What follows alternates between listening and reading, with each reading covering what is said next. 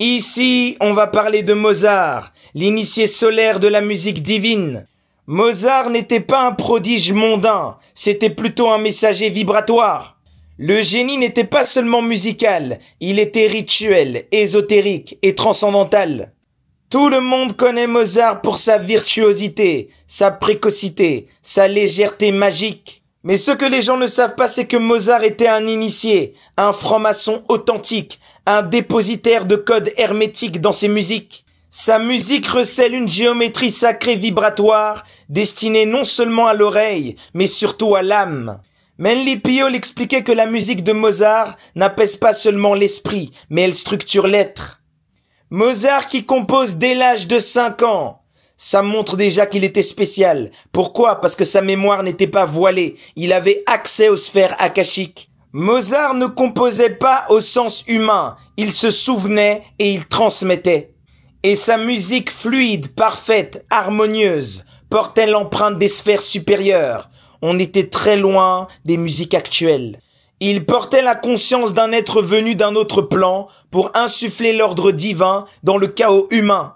Les symphonies de Mozart étaient évidentes, elles étaient déjà là. On n'invente rien, on récupère. En 1784, Mozart entre dans la loge maçonnique de Vienne. Zur Wohlthätige Gate, vous me pardonnerez pour l'accent. C'est l'entrée officielle dans les mystères pour Mozart. En entrant dans la loge maçonnique de Vienne, notre Mozart y découvre les rituels, les degrés, les archétypes universels. Il commence à y intégrer les symboles hermétiques, pythagoriciens et égyptiens dans ses opéras et ses symphonies. Mozart utilisait la musique comme un rituel sonore, codant les vérités occultes dans le langage harmonique. Comprenez que Mozart, avant de rentrer dans la franc-maçonnerie, il canalisait déjà des forces supérieures, par intuition pure. Dans la loge, il découvre la langue des symboles, il comprend ce qu'il incarne inconsciemment depuis la naissance. Bien qu'initié tardivement, Mozart était déjà porteur de lumière. La franc-maçonnerie ne lui a pas donné son génie, elle lui a donné la clé pour décoder ce qu'il savait déjà.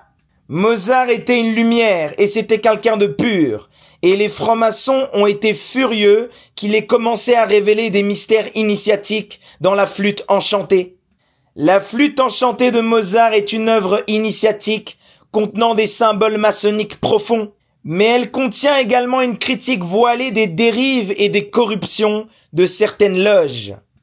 Au travers de cette œuvre, Mozart expose à la fois les idéaux élevés de la véritable initiation et les dangers de la déviation des sociétés secrètes.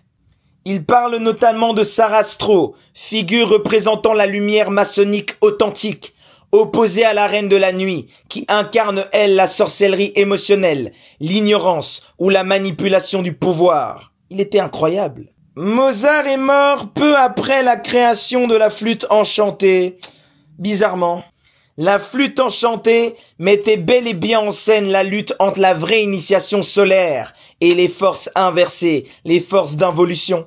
Pendant qu'on est actuellement dans une génération avec des artistes qui racontent n'importe quoi, qui chantent la décadence et la déviance, voilà l'exemple de véritables artistes qui sont venus sur Terre.